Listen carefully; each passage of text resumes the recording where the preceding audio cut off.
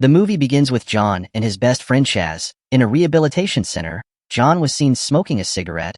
The smoke was seen to make the flowers sprout and wither almost immediately. At that moment, John became uncontrollable and Chaz called in the doctor.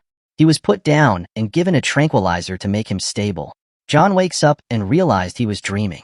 He picks up a cigarette to light it, and just then he sees a demon-like creature standing across him. The demons attack John, who thinks he was still sleeping. The creatures revealed to him that they were projections from his subconscious mind. John then had to cast a spell, sending the creatures back into his subconscious mind from where they came. At that moment, there was a knock on the door. He goes to answer, just to see his friend Chaz. Chaz takes John to a bar, and the two discussed about old times. That's when Chaz reveals to John that he was divorced from Renee, and they both had a daughter named Trish who is 8 years old, and presently was in a coma, and the doctors had no clue to the cause. But he was believing there was a stench of black magic, and pleads with John to help his daughter. On getting to the hospital, they met Renee standing at the door. She wasn't happy to see John and wouldn't let him go in to see Trish, saying he was a disease which infected those around him. Chaz tells her he could help since the doctors haven't found a solution yet. After seeing the state of her daughter, she finally agreed, giving him only 5 minutes to cure their daughter. John walks up to meet Trish. He used his powers to check her aura. However, he was repelled by a demon living inside her body, and it spews out flies from her mouth. John had to tell Chaz and Renee that he was calling in a specialist, and locks the door behind him.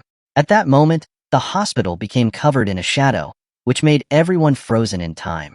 Meanwhile, John uses his powers to open a portal, and invited Asha, the nightmare nurse, asking her if she could help. Asha looked into Trish's body to discover that her soul has been stolen by a demon. However, she tried to find out what kind of demon it was, but instead the demon possessed her and was able to speak through her. John tells the demon to release the girl, but the demon refused and tells John to come find him. The demon left, leaving an address written on the window. Asha was in her demon form due to the powers of the demon, and she transformed back to her human form. At that moment, the shadow was averted, and they came out of the room. John tells Chaz and Renee Asha would be watching over Trish while he was away to search for the monster. John and Chaz then set out to find the monster. When they alighted from the plane, John thinks it to be a trap, and he could see a light move in someone's eyes. On the other hand, Asha covered Trish in a shield to prevent bad spirits from entering her body. It was at this moment we see a flashback of when John and Chaz were young. The two did everything with each other, and they grew up to be best friends. They learned to play music and worked in a club. Unbeknownst to them, the owner of the club was an occult who was into devil worship. He was going to sacrifice his daughter to the devil. However, John and Chaz stepped in to stop him. John was a kid who thought himself to be a magician. He cuts himself and summoned a real demon, which he thought would stop the club owner. The demon began to eliminate the worshippers, while they tried to save Astra. The demon starts killing everyone without mercy. It was at this moment John realized his mistakes and he didn't put a binding spell on the demon, which means he wasn't able to control it. The demon made its way into the club, killing everyone it came across without pity, till there was no one left. The demon then opened a portal, freezing John and Chaz. He takes the girl and throws her into the portal. John runs to save them, but the portal closed just at the last minute.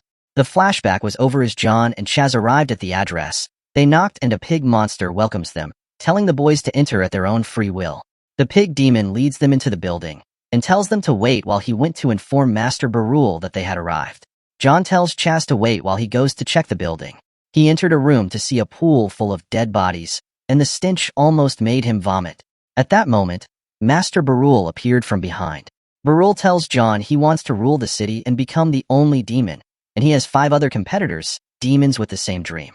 If John could eliminate them, then he would hand over Trish to him. Chaz hears this from behind and rushed to attack Barul. However, Barul was quick to send him away to the top of the White House. On the other hand, John agreed to work for Barul. They got into their car and set off to find the other demons. John was telling Chaz that he now works for Barul. Chaz seemed to be intrigued by this news. On spur of the moment, John sees a pack of hellhounds chasing after them.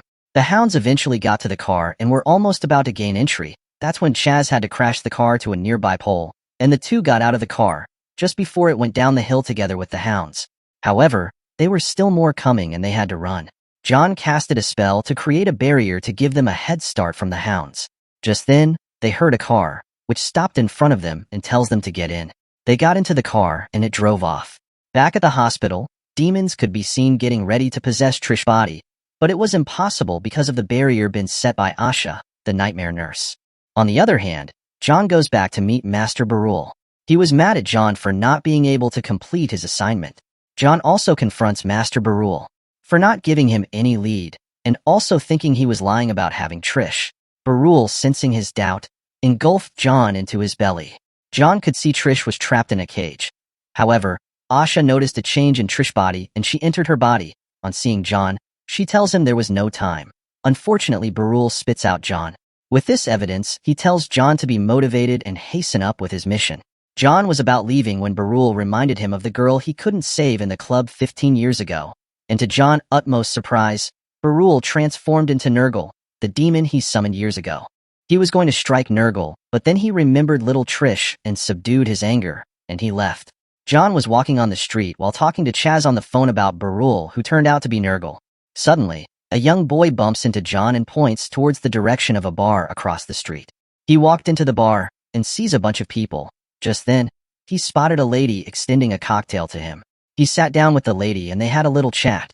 After a while, she takes John to the restroom, and there she revealed herself to be the consciousness of the city, also known as the Queen of Angels. She was carrying thousands of memories. She tells John she was the one who interfered with his mind at the beginning. However, she tells John she wants him to defeat the 5 demons she showed him, and she walked away. Chaz was growing impatient as his daughter's life was on the line. John tells him he doesn't have the power to take on Nurgle competitors, so he found an ancient death god called Millennial who was capable of defeating the other 5 demons, and they were going to pay him a visit. John arrived at the location and casted a spell and spilled his blood to invoke Millennial, but instead he fell through the portal, which led him right into the demon's lair. Millennial was intrigued to see John and asked John how he found him. He was going to feed on John's energy. However, John offered him a deal which he couldn't resist. Later that evening, John and Chaz went to a church. John sat down smoking his cigar, when suddenly the 5 demons began to appear to him one by one. John had summoned them with the notion that he was going to deliver Nurgle to them. However, John had tricked the demons and set them up. The demons threatened John, and just then Millennial broke into the building. On seeing them, the other demons ganged up against him, and a heated battle ensued among the demons. Meanwhile, Chaz surrounded the building with the holy water to trap the demons from escaping. After the fight, Millennial was severely wounded. He begged John to take pity and save him, but instead, John casted a spell and sent him back to the depths of hell. John made his way to meet Nurgle, to inform him that he has completed the mission, and it was now time to give Trish back. Angela, the Queen of Angels, showed up at that moment, and it was revealed that both of them had been working together the whole time.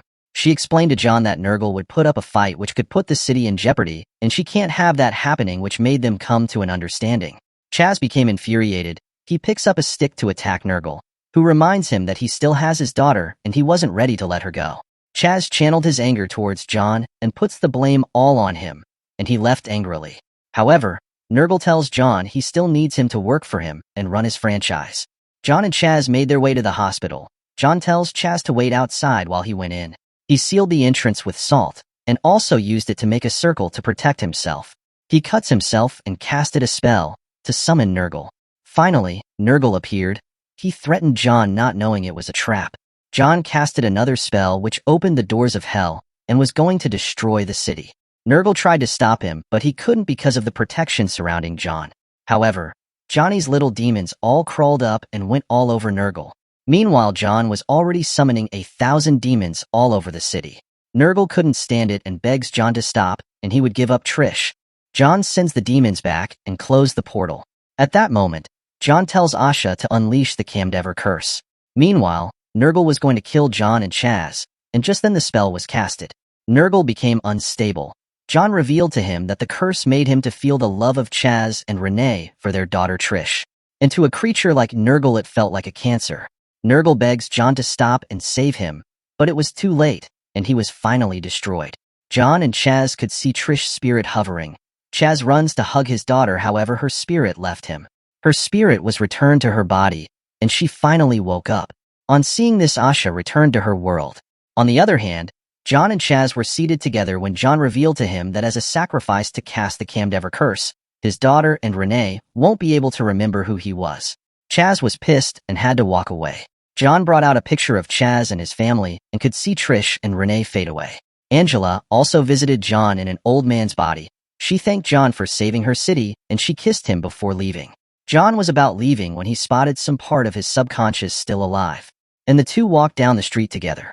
And that's where the movie ended. Thanks for watching, guys, and in the meantime, subscribe to It's Mythical for more mind-blowing recaps like this.